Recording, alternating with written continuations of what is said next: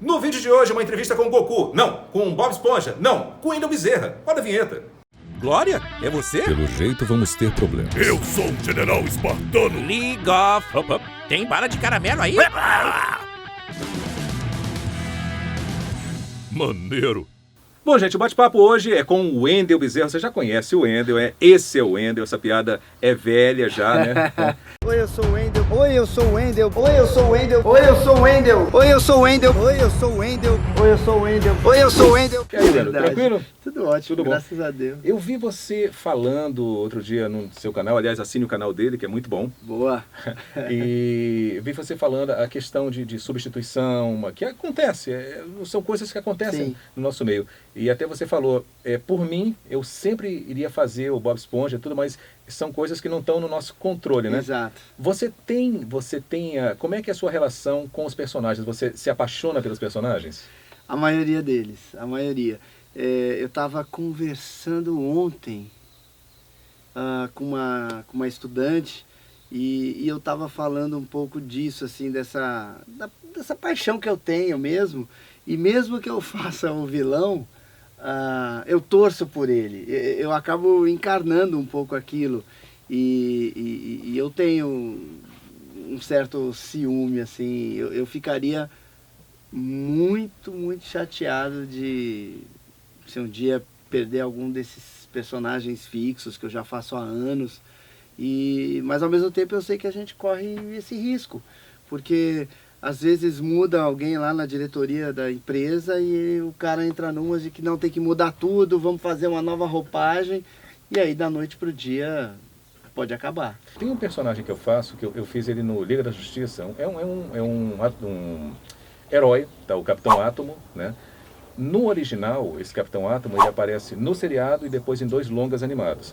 Nas 3 oportunidades, no seriado é um dublador americano e nos outros 2 projetos são outros 2 dubladores americanos. Nossa. No entanto, eu fiz ele nas 3 oportunidades que houve a troca de dublador no original. Né? Legal, né? Bacana. É uma coisa legal para o pessoal saber como funciona, né? A gente fica... Eu tenho ciúme danado dos meus. Porque você abraça a causa, né, daquele personagem. Você dá a tua alma ali, você... Não é você chegar lá e faz, né? Você se concentra, aí à medida que você vai fazendo, você vai buscando melhorar. Aí quando você tem contato com o público, você entende da responsabilidade, da importância, então você fica mais envolvido com aquilo, aí de repente... Trocou. Né? É muito triste. Né? E ao mesmo tempo eu fico pensando que os desenhos, os games são eternos, nós não, né? Exato. Então eu fico imaginando assim, uma coisa que me conforta eu vou fazer durante um tempo, eu sei que quando eu estiver lá velhinho, com 65, 70 anos, aí pintar as aventuras do Johnny Bravo adolescente, com 70 anos eu não vou fazer ele com 15. Né? Então aí eu falo, não, está na hora de passar essa, né, pendurar chuteiras e aí colocar um garoto de 15 anos para fazer. Dos 3 personagens, Goku, Bob Esponja, tem um preferido, pessoal? Existe? É difícil, né? É difícil porque... Eu sou um cara muito abençoado, assim, né? E os personagens, né? Sim. Todos esses que ficaram mais marcados e que estão há bastante tempo no ar, Bob Esponja, o Goku, o Buddy Valastro, o Bear Grylls, um que eu gosto muito, que é o Gatola da Cartola, que é o Cat in the Hat. Então, eu agradeço muito a Deus, porque são personagens que não só me divertem, mas que ficaram. E eles fazem a diferença na vida de muita gente. Sim, né? Sim. Então, alguns atores também, o Sean Astin, que eu dublei várias vezes. Conheceu? Conheci, cara, você tem noção disso? Conheceu. E ele foi demais, cara. Ele foi simpático, brincalhão. Assinou a minha credencial, ele colocou para a voz dentro de mim, Sean Astin. Que legal. Pô, foi demais. Que inveja. Pô, foi demais. É um negócio que, né? Então, eu tenho esse carinho mesmo por todos eles. E sou muito grato por ter tido essa oportunidade de dublá-los. Mas o Goku, eu acho que ele é Se o top, tivesse que falar... Pô, ele é demais, assim, pela característica dele, pelo perfil dele, pelo caráter dele. Mas eu fiquei impressionado de ver como ele é marcante na vida das pessoas, de uma forma muito intensa, que eu jamais imaginei. Às vezes eu não acredito, pelo carinho que eu recebo e das formas que eu recebo tudo isso. E também outros desdobramentos, né? Eu fiz muitas amizades, eu conheci muita gente, eu acabei viajando para quase todos os estados do Brasil, talvez tenha 1 ou 2 que eu não fui. E eu tive a oportunidade de fazer alguns trabalhos em função do Goku. Outros trabalhos não ligados ao Goku, e foram vários. Hoje em dia que eu tenho um estúdio, eu tenho um cliente aqui, que já é nosso cliente já há bastante tempo, uma relação ótima, a gente fez trabalhos muito legais e enriquecedores. Foi por causa do Goku, porque um dia teve um filme do Goku e eles fizeram aqui e por minha causa, e estão aí até hoje e faz a diferença no nosso trabalho, na nossa empresa. Então, tipo, o Goku é diferente. Maravilha, maravilha. Tá, achei a pergunta. Continuando, o Luiz, que é o meu professor de girotônica, que é tipo um pilates, queria que eu perguntasse para você, seu fã, como é que você se sente em um dia salvando o mundo pela manhã, depois sobrevivendo numa ilha deserta à tarde e fazendo bolo à noite e indo dormir num abacaxi no fundo do mar? Porque a pergunta é complexa. Mas é boa. Eu me sinto 2 coisas. Realizado e cansado. Depois de um dia desse. É cansativo. Viu aí, ó, Luiz? É cansativo. Mas cansativo. É louco isso. É uma chavinha, né? Que você liga e desliga. E hoje eu me sinto super à vontade nesses personagens, né? E eu percebo que por exemplo, o Cake Boss e o Bear Grylls é minha voz normal. Mas eu percebo que algo é diferente quando eu estou dublando eles. Que, é claro, são 2 pessoas diferentes, então acho que é a energia, o ritmo, a maneira de falar. E eu busco seguir isso, né? Então eu fico feliz quando eu falo assim, e alguém que assiste os 2 programas fala: nossa, é você? Pô, nunca me toquei que era a mesma voz. Eu falo: putz, esse é o melhor elogio que você podia me dar. Para qualquer dublador, né? Sim. É por isso que a gente fala e a gente repete muito, para ser dublador você tem que ser ator, você tem que ter o seu registro, o seu DRT. Não basta apenas ter uma voz ou saber fazer vozes. É muito comum, né, as pessoas quererem entrar no mercado. Olha, eu sei fazer uma voz assim, ou dizem que eu tenho a voz bonita. Isso, exatamente. A história basicamente é essa. Né? Eu imito muito bem, né? Os quesitos não são esses, né? O principal quesito é você interpretar. É um trabalho de ator. Você saber interpretar e vestir a característica emocional daquele personagem, né? E para isso, você não chega e faz. Você tem que ter uma bagagem, uma experiência, conhecer o seu leque de possibilidades como ator, para aí sim você começar a desenvolver na dublagem. Isso vem com o tempo, né? Exato. A dublagem... E é um tempo, viu? Não é 2 meses. Não, exatamente. Eu acho que todo dublador já ouviu, já fez testes que não passou. Sim. Então, se você está querendo entrar no mercado e não passar no teste, calma, é normal. É assim mesmo. É assim, então o processo é bem lento. Eu falo muito para os meus alunos, né, quando eles estão errando, eu sinto que eles estão tensos e não sei o que e tal. Eu falo: olha, o melhor dublador da história, do universo, de qualquer país do mundo, ele era ruim. Né? Ninguém chegou, esse cara nasceu para dublar. Não existe isso na dublagem. No futebol, mesmo que o cara aprimore ao longo do tempo, pegue experiência, vá aprendendo, o cara nasce um pouco jogador de futebol. Na dublagem não existe isso. Você pode nascer com a aptidão, mas você vai ser ruim no começo, vai tomar baile, vai fazer cantado, vai achar que está acertando e está todo mundo vendo que está ruim. Então é um processo lento e demorado e é para todos. Né? Você ainda lembra desses personagens, do Goku e tal, você lembra com detalhes ou com alguma coisa, o momento que você fez o teste, que, por exemplo, quando chegou, por exemplo, o Bob Esponja, era um desenho praticamente inédito. Sim, né? sim. Há quantos anos você faz Bob Esponja? Há 16 anos. Então, a internet não era como é hoje. Sim. Né? Talvez eu acho que era internet de escada ainda. Provavelmente, É. provavelmente. Enfim, Na melhor das hipóteses. exatamente. Nem sei se tinha. Né? Pois é, Né? também não... Mas enfim, não era como é hoje, que você vai, você vê rápido, enfim. Quando você foi fazer, você teve um feeling, você imaginou que ele fosse virar esse sucesso? Nenhum. Inclusive, esse teste eu não ia fazer. É que eu vi o desenho lá, estavam assistindo para justamente escalar as pessoas para o teste, que o cliente pediu o teste para esse personagem. Eu assisti e fiquei olhando um pouquinho, aí falei, o que é isso aí? É um desenho que chegou para fazer teste e tal. É uma esponja do mar, né? Aí eu falei, pô, deixa eu fazer esse teste aí. Para qual? Não, para esse aí. Um amarelinho. É. Né? Aí a resposta foi a seguinte, você? Por quê?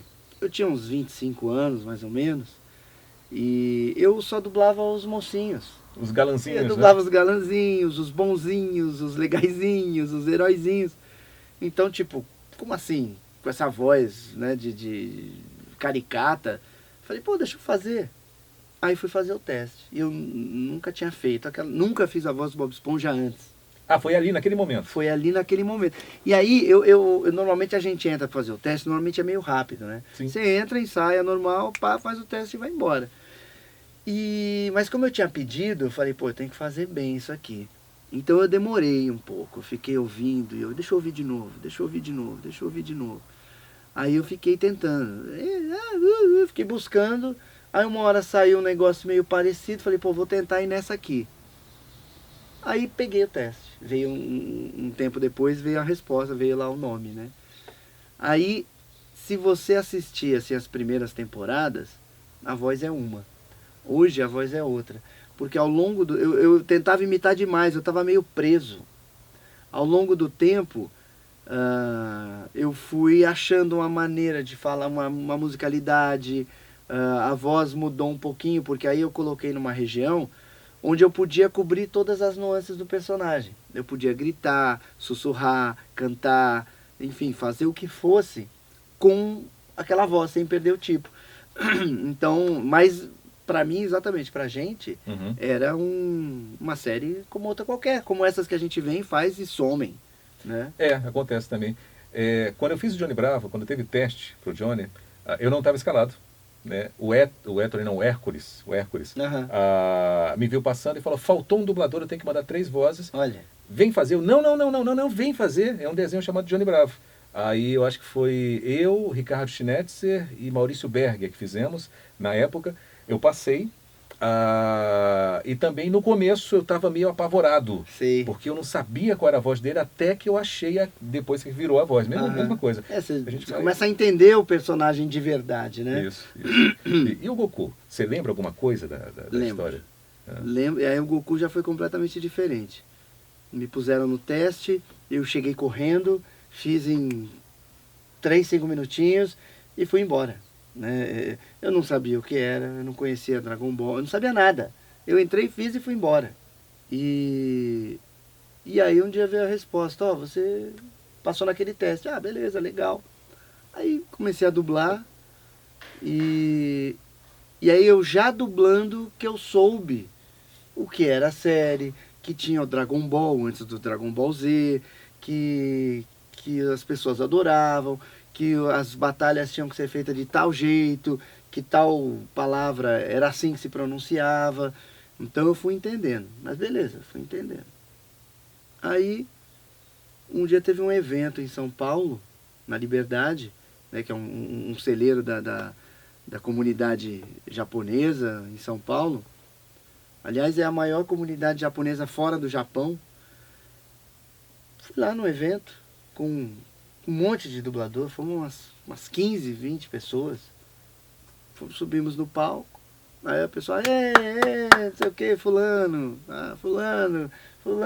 Quando falaram o Wendel, que faz a voz do Goku, cara, eu juro por Deus, eu fiquei assustado, porque foi a primeira vez que aconteceu algo assim, né? Hoje eu tô acostumado, mas assim, eu me assustei. Aí eu falei, putz, esse personagem é importante. E aí mudou. Aí tudo mudou.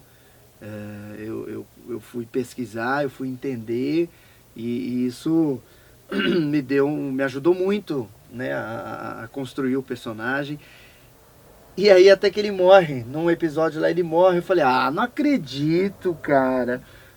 Pô, peguei o teste, vi que era legal e tal, o personagem vai morrer. Mas aí depois eu descobri que ele continuava na série e tal. Aquelas coisas que acontecem. Aquelas coisas que acontecem. Wendel, a gente está falando de Goku, de Bob Esponja, que é divertido. Eu me divirto fazendo os meus personagens de desenho, de filme também. Mas essa vida não é diversão. Né? Eu acho que muita gente que eu falo, eu estou num restaurante, olha, esse aqui é amigo meu, ele faz dublagem e tal. Poxa, deve ser divertido. Sim. Né? Então, e não é assim, né? Não, é puxado. Por quê? Porque a gente trabalha num ritmo de produção muito violento, né? E principalmente você que é dono de estúdio. Sim. Então você tem os dois lados, né? Exato. E a gente, eu também sempre conto para os meus alunos para explicar como é que é a dinâmica e tal, né? Então fala, o filme chega, vai para o tradutor, aí depois é cortado em loops, ou, né, em anéis, e aí vai para o diretor, aí ele assiste, escala o elenco, aí vai para uma outra pessoa que liga para as pessoas e marca, aí grava, aí faz a mixagem, é aí que fica pronto. Só que isso tem que acontecer em 10 dias, em 2 semanas. É uma correria terrível. Então a gente trabalha, e uma coisa também que eu falo para os meus amigos, né, quando às vezes eu falava, nossa, não, estou cansada, amanhã vai ser puxada, eu vou de tal hora a tal hora. Aí os caras falam, não, mas eu também, tenho reunião, não sei o quê, bababá. Aí eu falo, a diferença é que o nosso trabalho é extremamente efetivo. Porque numa empresa normal, o cara chega, sei lá, bate o ponto, se for o caso, senta, pendura o casaco dele na cadeira, liga o computador, vê os e-mails e tal, às vezes levanta, toma um café. O nosso não, ele é extremamente efetivo. Então a atenção e a energia e a dedicação que você dá às 8h30 da manhã é absolutamente igual às das 5 da tarde. Porque não dá para você dirigir mais ou menos, ou dublar mais ou menos e ir esquentando. Você tem que entrar absolutamente na energia que está acontecendo lá, né? Então isso faz, você se cansa muito. Exatamente. Às vezes você sai, quando você fala que se cansa, você sai fisicamente e mentalmente cansado. Mentalmente, e dependendo muito do tipo de papel que você for pegar, tá? Você pode ter um desgaste até emocional. Exato. Né? Você já se envolveu emocionalmente, porque alguma coisa que você foi fazer que te tocou, você falou assim, nossa, isso mexeu comigo. Você tem algum assim específico? Quase sempre. Eu sou muito emotivo. E então, se eu estou dublando um filme, por exemplo, um filme que eu adorei dublar, Diário de uma Paixão, eu chorei várias vezes fazendo.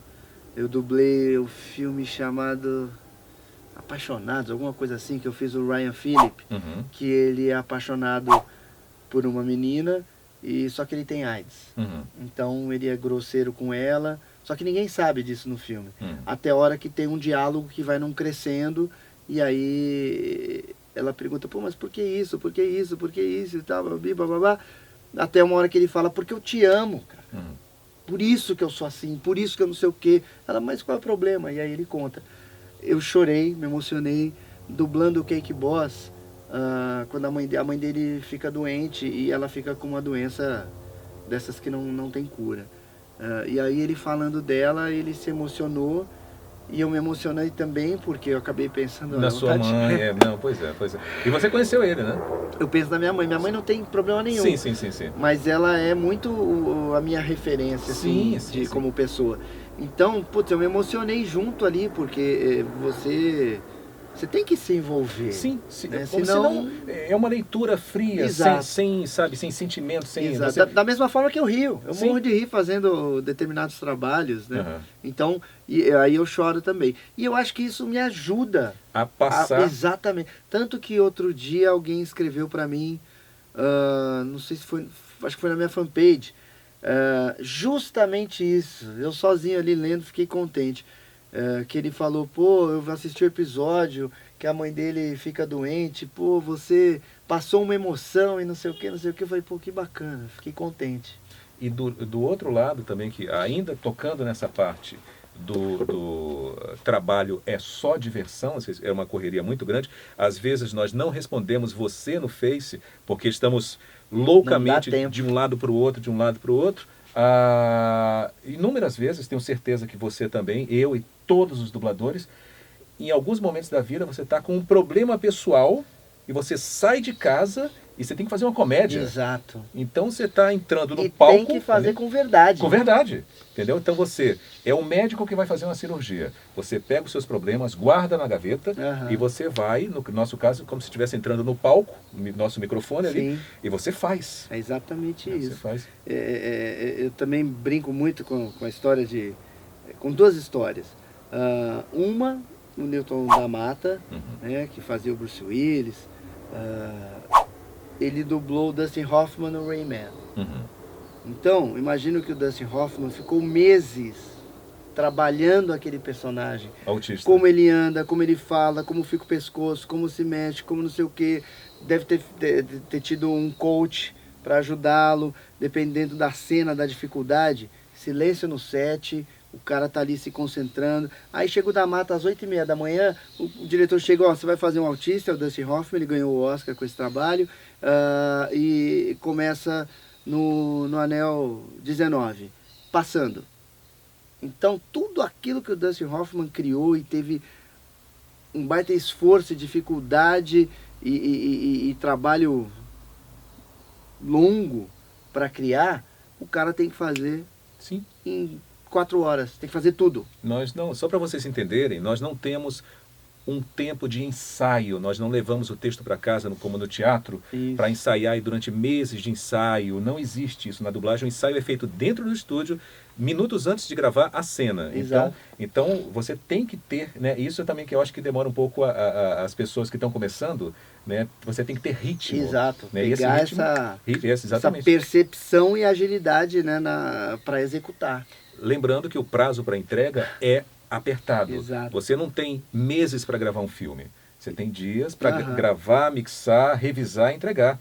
Né? E um outro caso também que eu exemplifico é eu brinco com isso, né? Você teve um casamento que você foi até as 3 da manhã e você se divertiu, bebeu, não sei o que. Aí no outro dia você tem gravação, você chega lá às 9 da manhã, a primeira cena é a sua filha sendo estuprada. E você tem que entrar com a gritaria, com aquela energia, com toda a gana, dando o seu máximo ali, e é preciso. Eu conversei, citou o da Mata, eu conversando uma vez na extinta Herbert Richards, né? Ele falou, olha, o ator de dublagem tem que estar com todas as emoções na ponta da língua. No momento que você precisar, ela, tem que sair. É bacana isso. Você não pode... peraí, agora como é que eu faço? Né? Por exemplo, uma coisa que eu já percebi. Se eu tiver que interpretar um gago aqui, vai ficar uma porcaria. Mas quando eu dublo um gago, eu sei fazer. Eu consigo fazer. E bem feito. É muito louco isso. Então tem a ver com isso. É engraçado, né? Tem que estar na ponta da língua. Todos os tipos, todas as interpretações. E aí, no momento que você precisar, você aciona e ela vem, né? O da Mata era um grande mestre. É outra coisa, assim, dessas que eu falei, né? Eu dirigi o da Mata 4 vezes. Né? Então, entende? Quando ele entrava ali, né? Você, nossa, é o Newton da Mata. E, de uma humildade, de uma simpatia. Foi muito... Porque a primeira vez eu falei, caramba, vem o cara aí. E era o Bruce Willis ainda. Então, tipo, o que eu tenho para falar para ele?